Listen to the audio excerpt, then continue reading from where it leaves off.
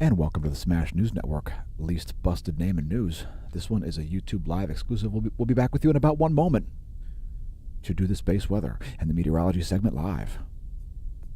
So give us about 1 minute, and I'll be right back.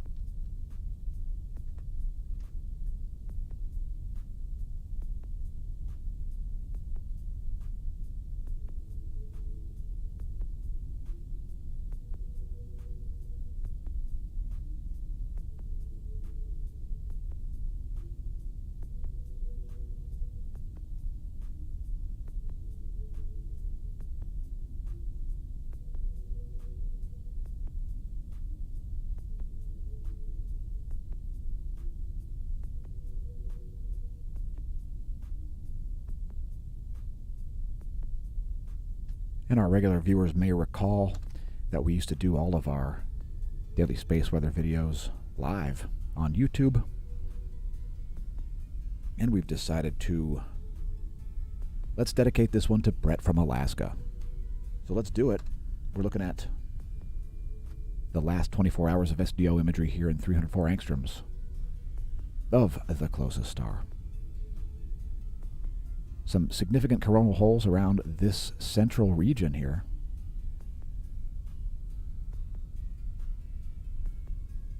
This area right in here. And we'll show those a little later in the video in some different wavelengths. You can see a well-defined North Pole one over here. And we've got a huge prominence happening, actually, as we make the video. We'll show some of the latest image for that. Also a coronal hole wind stream striking. So lots of stuff to talk about. Let's look at the colorized magnetogram, and there you have it. If you've got comments, leave them in the chat. We will display them on the screen periodically. There you go. There is our pop-out chat window. We've got a few sunspot groups. We will go over those momentarily.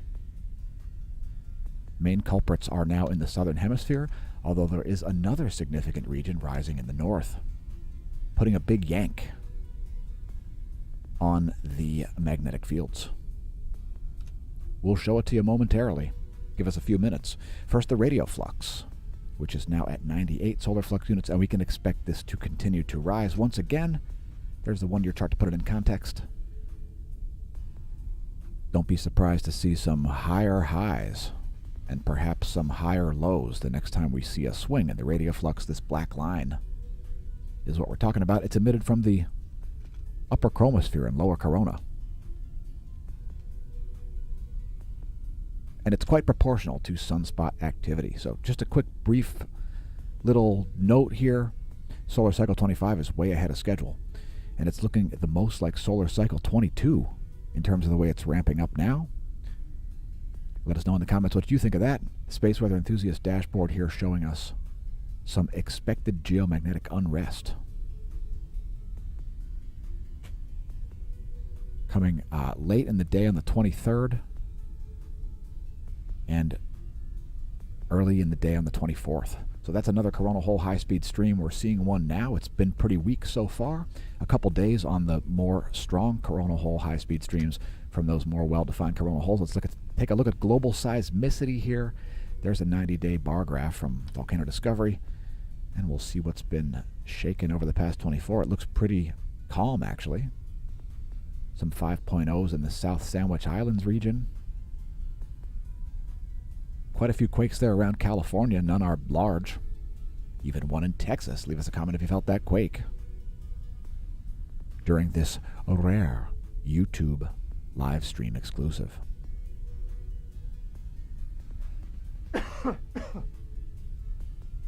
Excuse me. So we're just scrolling up the list here. If we miss anything, leave us a comment, and thanks for leaving us a comment, Robert. Mr. LaFollette. Is it LaFollette or LaFollette? Tell us where the accent lies. Next, looking at volcanoes. We've taken a brief look at what's shaken. Let's see what's erupting. Here's a new one on the list, and there's a photo of it. Ontake-san on the Japanese Isle of Honshu. Lots of volcanoes hosted by Japan. It's the best place to go on a volcano tour, I'm told. Many, many, many volcanoes on the main island. Tsunosejima, also erupting here. Volcanic ash cloud of unknown size. Mount Manam, volcanic ash reported there as well. No idea how large the ash plume is. Mount Ibu, flight level 070. It's a 7,000 foot ash plume. Semeru, 14,000 foot ash plume over East Java. That's a flight level 140. Fuego, flight level 150 as Fuego explodes in Guatemala, fertilizing portions of Central America. Nevado del Ruiz also exploding. Flight level 195. It's a 19,500 foot ash plume for Colombia. Sangay and Reventador both exploding. Sangay, 19,000 foot ash plume. Reventador, a 15,000 foot ash plume. They're both located again in the nation of Ecuador. Sabancaya exploding in the South American nation of Peru. Flight level 220. And no eruption at Lonquimay in central Chile. Regardless, please don't pull Volta Caldera. Please do press like and subscribe if you enjoy the content. Congratulations on realizing the channel exists. And I would say to all of our viewers, Universum Liberate. Now, since you probably have access to the internet, hence the reason that you're able to see this video, again, it's a YouTube live stream exclusive, you can probably figure out what Universum Liberate means. You could probably type that into your favorite search engine. I won't call out any names of any search engines, but you could probably use the internet to search for those Latin terms related, to quote Rush. If I could wave my magic wand, I'd set everybody free. Universum Liberate, the motto of the Galactic Federation Special Forces. Are you sick of what's going on planet Earth? Do you look to space for order? Well, we don't blame you.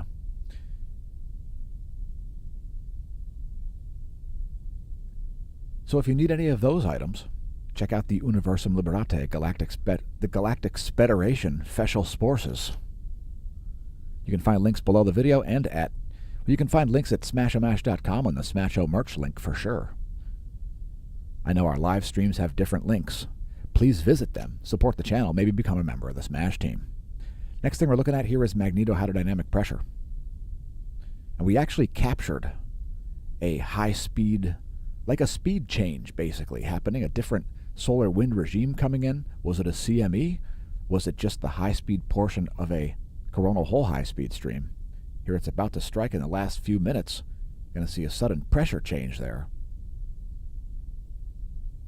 So a couple different type of pressure regimes coming in there in the last moments. A perfect day to capture the imagery live. Let's let the whole 4 hours play through once again, as this will be an extended stream. So Earth's bow shock is located about 6 Earth diameters between the Earth and the Sun. And you're going to see a great demonstration of about where it happens. When protons experience Earth's magnetic moment in space, they must make a decision. Some of them will skip off of it and continue into the main solar wind regime. Other bits will get caught up and lose all kinds of energy, getting stuck in aspects of the Earth's magnetosphere. Anyway, there's a great example of some different pressure regimes showing up, and we'll show you what was measured at Lagrange 1, which is like 1,000,000 miles in this direction, in between Earth and Sun. Lagrangian point 1, the gravitational equilibrium point, where the ACE and DISCOVER measure the solar wind, a completely different regime than within Earth's magnetosphere.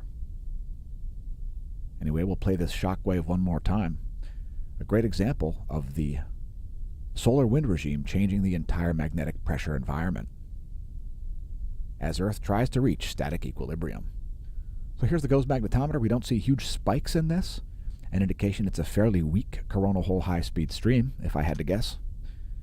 We'll look at Earth's magnetic moment from the ground now, since we've looked at it from space. Here it is from the ground in magnetic flux density, nanotesla.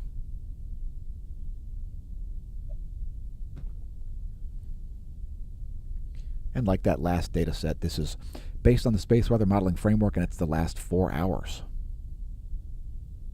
We should see a sudden change here, some magnetic pulses happening there, some brief moments of aurora likely. As a result of that, we'll let that play through a second time. since again, it's an extended live stream. We are not pressed for time because we're getting it onto your screen as we make it. We'll do it live, okay? We'll do it live. I'll write it. We'll do it live. Effing piece of S.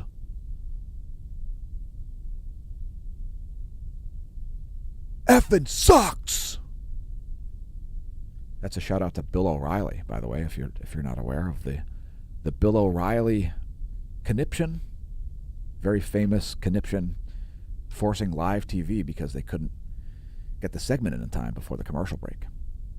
So here's the real-time solar wind, and you can see there was a density spike here. The density went all the way from like 3 protons per cubic centimeter to like 30 protons per cubic centimeter.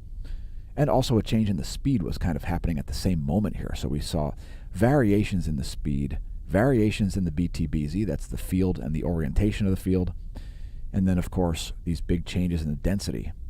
Those are what you were seeing. Those were density spikes causing those pressure variations in the magnetosphere. While we're here, let's take a look at cosmic ray data, since we haven't looked at these for a while. And we see an uptick over the past 30 days at apatity. So that if you're looking at this part of the graph right here, this is the CME strike from Sunday the 13th. Major CME strike there causing an extended geomagnetic storm condition. And a little bit flatter, a tiny uptick at Barentsburg as well in terms of cosmic rays.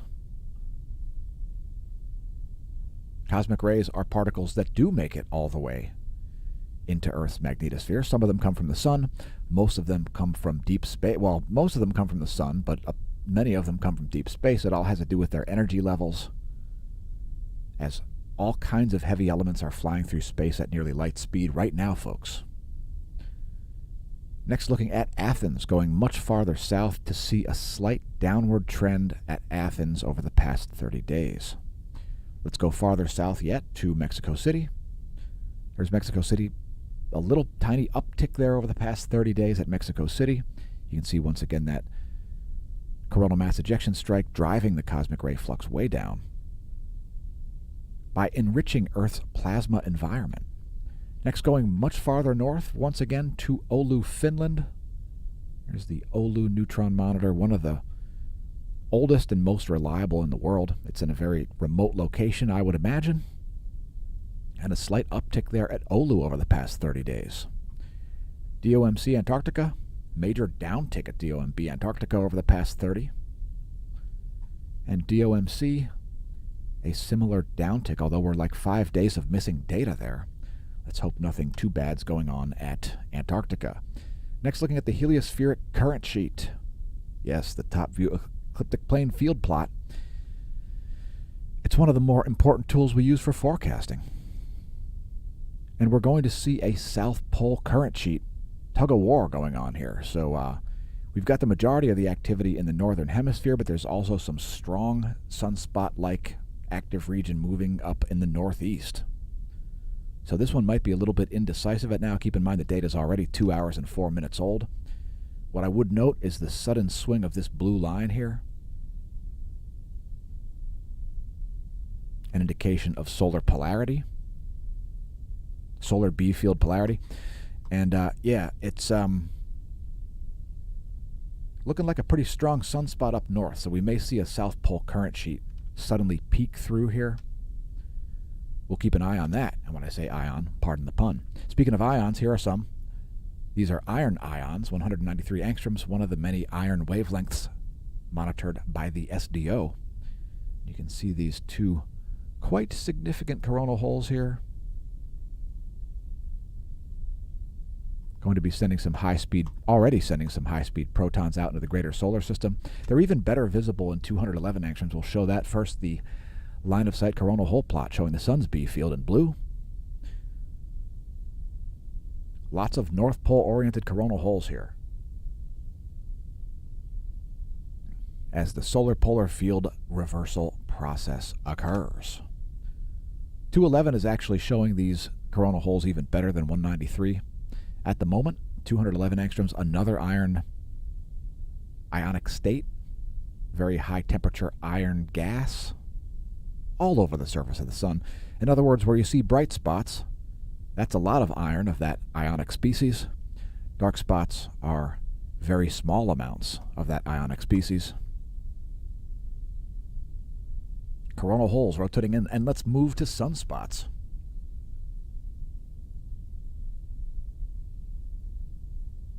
Once again, thanks everybody for leaving comments. We will put those on the screen momentarily. So sunspots, we've got 2972 and 2973. Also 2974 should already have a name. And I'm going to go out on a limb and say we're going to see another one up here, sunspot 2975, which I think is going to be stronger than 2974, which has, I believe, degraded throughout the day today. But that's your current flare probability monitor. There is a significant probability for additional flares. We saw a large C-class flare while we were doing show prep. Let's put your chats up here. Thanks for dropping comments, Robert and Be Stoic.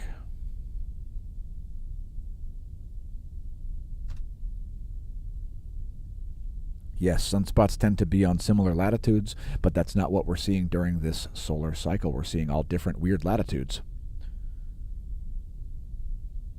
And here's a view in 1700 angstroms. This is another part of the ultraviolet, the extreme UV wavelength spectra that is followed by the Solar Dynamics Observatory. 2974 should already be named. 2975. We'll look in a moment to see if that's yet a sunspot. So here's this C7 class flare. Peak flux was at 1240, and we're coming at you very late today. We apologize. But sometimes we get a little busy at the Smash News Network, least busted name in news. So yeah, peak flux 1240. Significant C-class flare. We're seeing the proton flux return back to baseline levels here, following a rather spontaneous proton spike from probably a flare on the opposite side of the sun, one that wasn't even detected by any of our equipment. There was a radio brownout here from that C flare over the central Atlantic Ocean. Here's about where that occurred. High-frequency radio brownout there where the D layer of the ionosphere is attenuated by that incoming X-ray. Consider becoming a member of the Smash team if you enjoy the content and you prefer to see it remain publicly visible. It's similar to Patreon, just better. It's our own website. It's got superior capabilities, so drop us a few bucks per month by becoming a member of the Smash team. Press like and subscribe if you enjoy the content. Tell your friends and foes about us. Press the share button. Tell Mark Zuckerberg that Patty the Batty wants to fight him. I don't know if you're familiar with MMA.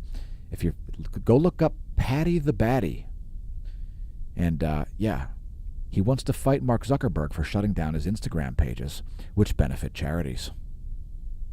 KP index is at 1.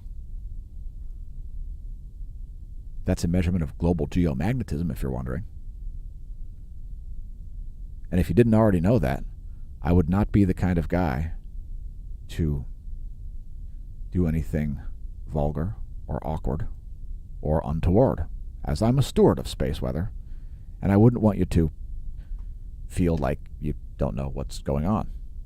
So we cover it on the daily, and we try to answer all of your questions from both your friends and your foes. Next, looking at a solar system forecast, whether you have foes or not.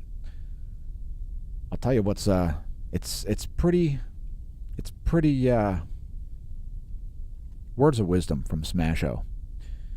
It's pretty lonely at Uranus. Uranus is a pretty lonely place.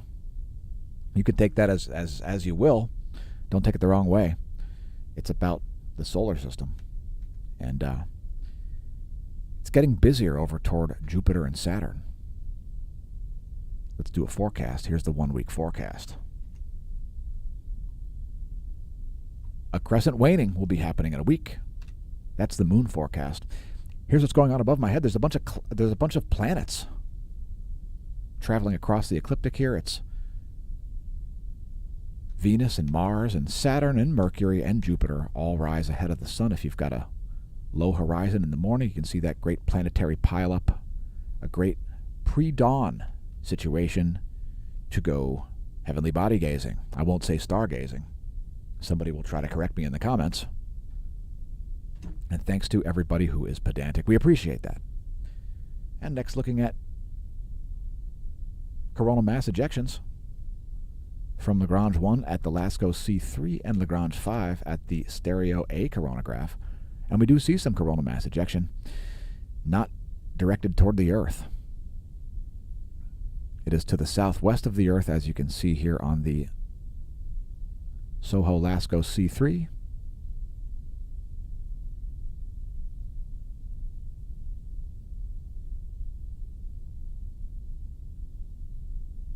And Stereo A largely confirming that. There is some ejecta on the opposite side of the sun, which is making this look a little bit halo-like once again. I doubt that will be geo-effective in any way. Notice the bubble-like appearance of some parts of that coronal mass ejection, a normal thing that we see as plasma exits the solar magnetosphere. Part shells of the solar magnetosphere, that plasma orients to magnetic field lines. Next, we're going to show you the total electron content forecast. The free electrons in between your GPS satellite and your handset, they can cause huge errors. So let's take a look at that. The coupled thermosphere, ionosphere, plasmasphere, electrodynamics. Total electron content forecast. Quite low levels of electron flux here, even around the equator at noon. And I would expect to see some chaos in the coming days here. Some unexpected GPS errors, perhaps around the polar regions, because we typically see more chaos when we see coronal hole high-speed streams. We see less organized total electron contents. I'll just say that without getting into the weeds. No charging hazards at the moment.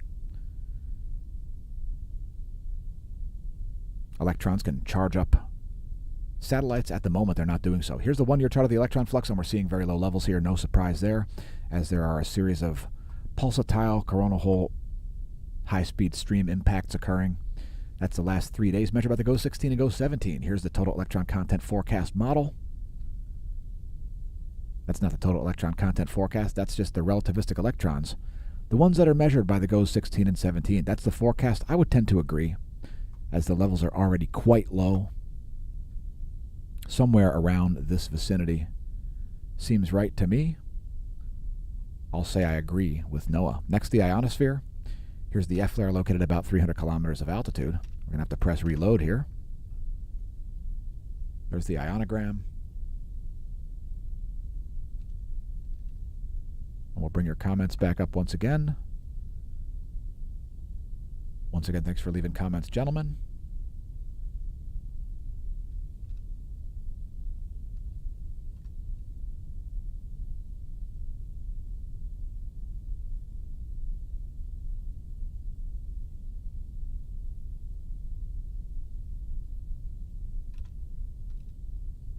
Here's the anomalygram.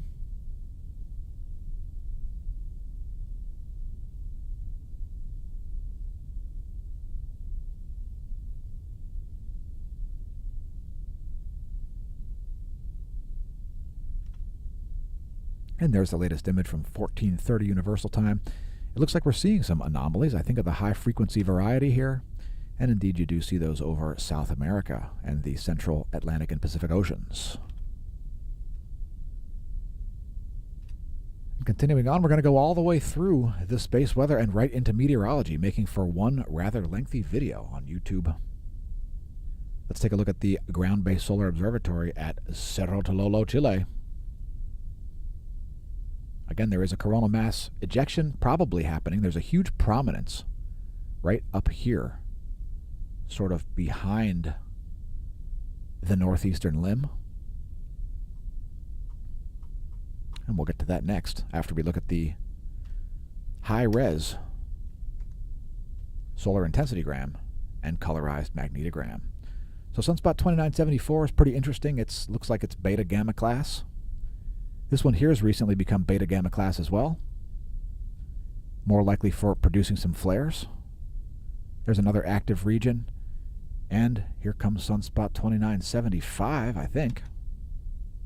And indeed, that is a sunspot. It looks like it's alpha class at the moment. There's 2974. There's whatever that's called. And that group down there, also a sunspot. So Certainly more activity in the southern hemisphere than the north. Let's rock the fields back and forth. Here's the intensity gram and the colorized magnetogram.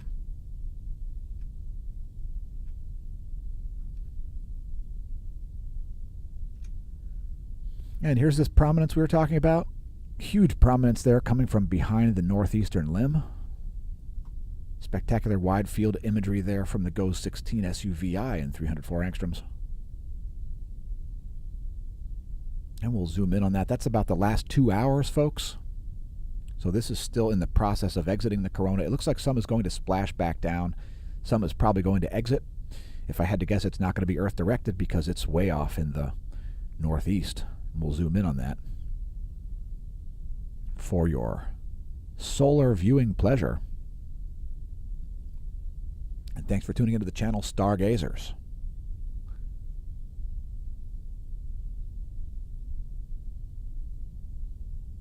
Again, that's about the last 2 hours here. The 2 hours preceding our live stream. Simply fantastic. And we'll close out with a 24-hour SDO animation here in 171 angstroms. 171 angstroms. Another ionized iron ultraviolet emission spectra.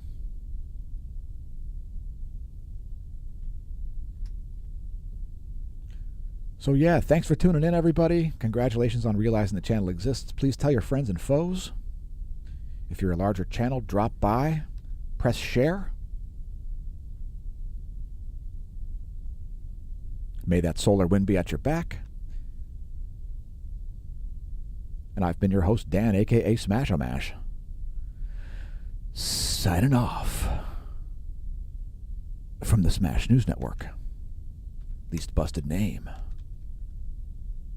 in news.